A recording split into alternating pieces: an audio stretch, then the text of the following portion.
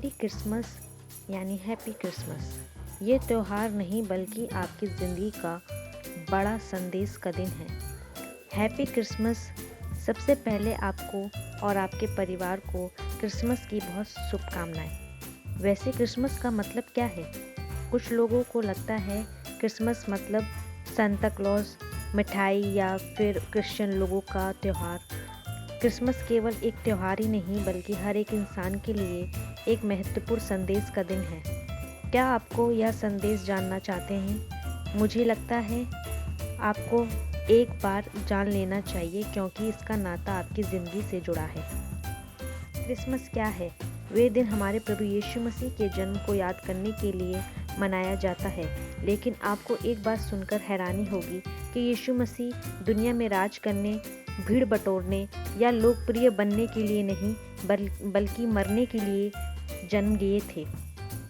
क्या मरने के लिए? कौन जन्म लेता है? यही आपका सवाल है ना? आपका सवाल बिल्कुल सही है।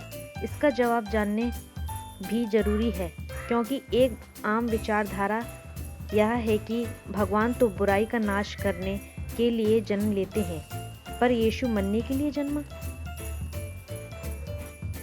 यीशु क्यों जन्मा?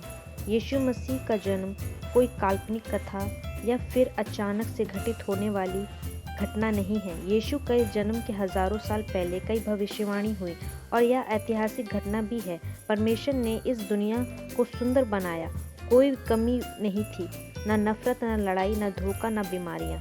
लेकिन मानव जाति आज इन्हीं दुखों से गुजर रही है। बाइबल कहती है कि पाप के कारण इंसान परमेश्वर से दूर हो गया। पाप ने इंसान को कठोर बना दिया जिसके कारण दुनिया बिगड़ती जा रही है। बाइबल कहती है हम सबने पाप किया है। अब इस पाप से छुटकारा जब तक इंसान को नहीं मिलता तब तक दुनिया में बुराई बढ़ती रहेगी और व्यक्तिगत जीवन में भी खालीपन महसूस होता रहेगा। हम कई बार निराश होकर ज़िंदगी से हाथ धो लेने का निर्णय भी लेते हैं। लेकिन आपके लिए एक खुशखबरी है। यीशु मसीह का जन्म इसलिए हुआ ताकि हम पाप से आज़ाद हो सकें और फिर से परमेश्वर के रिश्ते में लौट सकें। पर कैसे? यीशु आपके लिए मरा।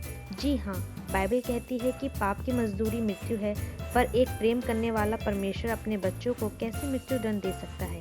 इसलिए आपके और मेरे गुनाहों को माफ़ करने के लिए यीशु ने क्रूस पर हमारा जगह ले लिया ताकि हम पाप के दंड से आज़ाद हो सकें। उनके हाथों और पैरों में कीले ठोकी गए, कांटों का मुकुट पहनाया गया। हमें पाप से आज़ादी देने के लिए यीशु ने एक दर्दनाक बलिदान दिया। इसलिए मैंने कहा कि यीशु मरने के लिए जन्मा। क्या आपने कभी सोचा है कि परमेश्वर खुद मनुष्य बनकर आएगा और अपना बलिदान देगा? यही यीशु का प्यार है। उनके मृत्यु से हमें पापों की क्षमा मिलती है और हमें एक नई जिंदगी देने के लिए यीशु मसीह तीसरे दिन फिर जी उठे। क्रिसमस का भेद। इस संदेश को जानना ही क्रिसमस का सही जानकारी है। मैं आपको दिल से आमंत्रित करती हूँ कि आप यीशु मसीह और उनके बलिदान को स्वीकार करें ताकि आपके पापों की क्षमा मिले।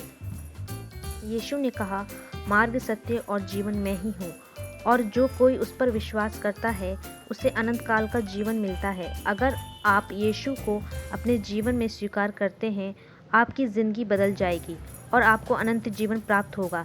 यदि आप यीशु को सच्चे दिल से स्वीकार करना चाहते हैं तो आप इस प्रार्थना को करें। यीशु आपके दिल के द्वार पर खड़े हैं और वह ज़रूर आपकी प्रार्थना को सुनकर आपको स्वीकार करेंगे। प्रार्थना इस प्रकार से करें, हे परमेश्वर, मैं पापी हूँ और मैं खुद को नहीं बचा सकता। मैं धन्यवाद देता हूँ कि आपने यीशु को जगत में मुझे बचाने के लिए भेजा। मैं विश्वास करता हूँ कि मेरे सब पापों के लिए यीशु मसीह ने क्रूस पर अपनी जान दे दी और 3 दिन बाद वह मरे हुए से जी उठा।